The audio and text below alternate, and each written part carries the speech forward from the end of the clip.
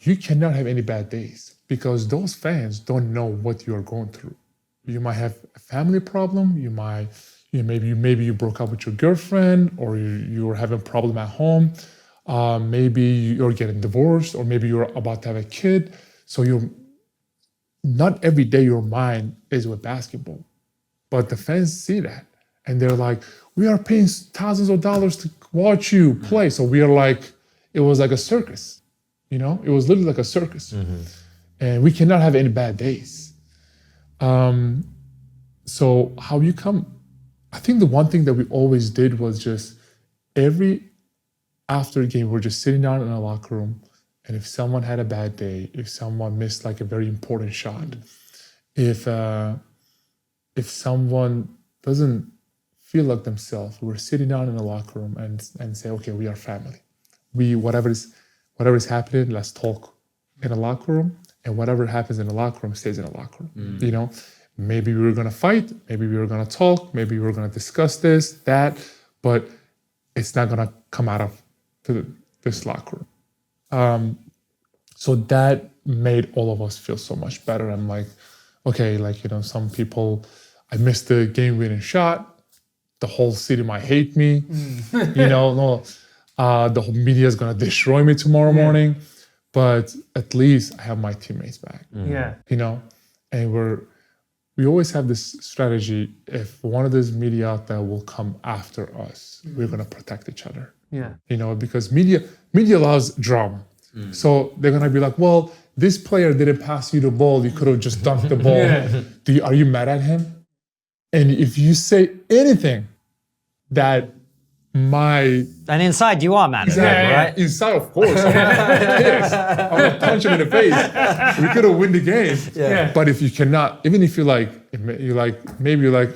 even if you roll your eyes, I promise you, they take a screenshot of that. Right. And the next day, Enes doesn't like his teammates. So that's why athletes, when they get asked questions by the media, it's always the same. I love my teammates. We just need to work hard and we'll get the next one. But that's not what we talk in the locker room. Obviously, in the locker room, you're like, dude, I was open. Why didn't you pass me the ball? Right. Or like, what's going on? Do we have a problem? So we were trying to solve every problem in the locker room. And when we got out of this locker room, we're all good. And we've talked about the pressure. But what's probably even more difficult, Enes, is how do you deal with success? How do you deal from going from a regular background to all of a sudden being a young kid who is surrounded by wealth, adulation, fame, women? I mean, if that had happened to me when I was 20, I'd be in rehab now. 19. Even worse, to your teenager. I mean, so that's why NBA have this like programs. It calls like rookie transition program. So whenever you enter the league, you go to these programs, and the older or retired players comes and gives you their experience, that what happened throughout their career. And some of the things that you hear is just unbelievable. Because think about it, you're 19 years old. You're just getting drafted. The whole world is talking about you. They're giving you millions of dollars. And everywhere you go, you don't have to pay for anything. You eat free food, you shop free, you do everything for free, And you literally become a huge celebrity.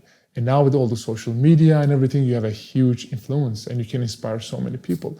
But sometimes like players don't know what to do with all this fame, all this money, So that's why they go to clubs and they go to bars and they find 10, 20 girlfriends and it just boom. Did you do any of that? No, because I had a really good team around me.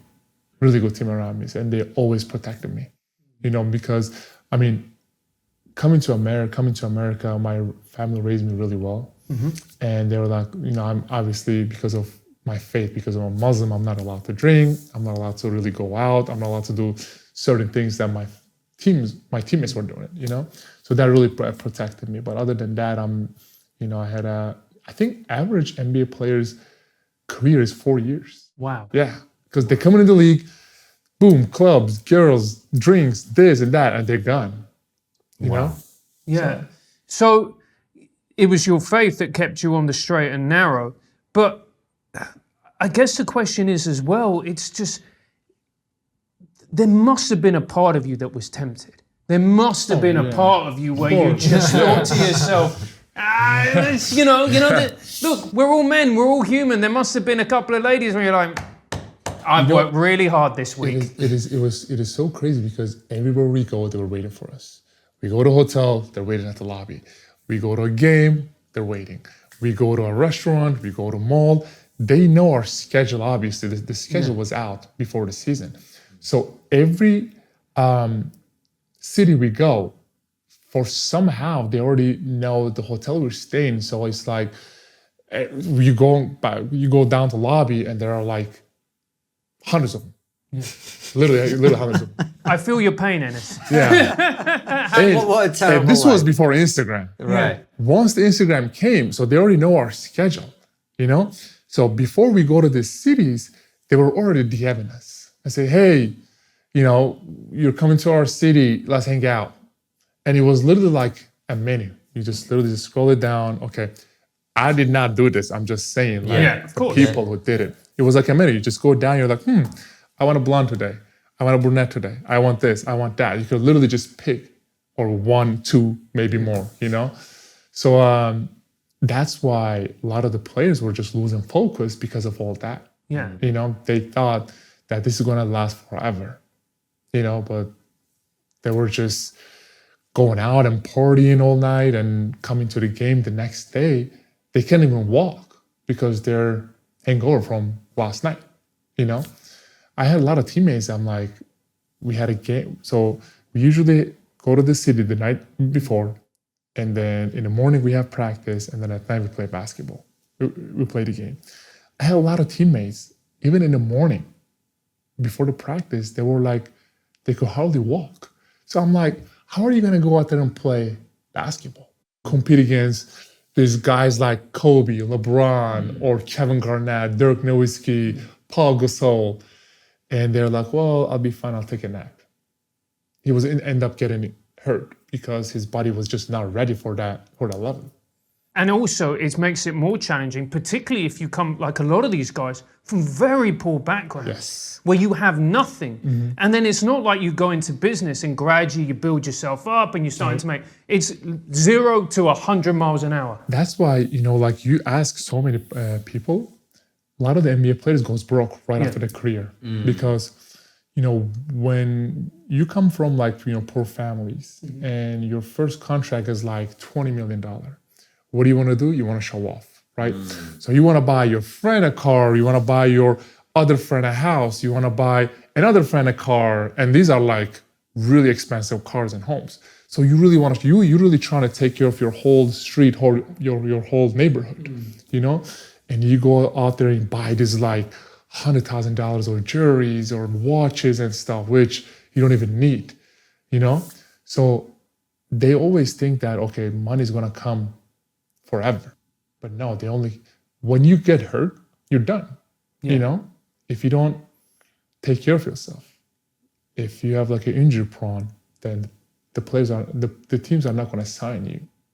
What was the big thing that you bought? With my first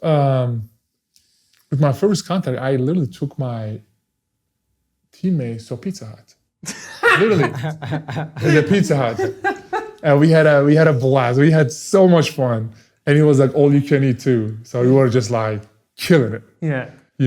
But I'm trying to think. I really didn't buy anything like House, car, nothing? Watch? nothing. Really? Nothing.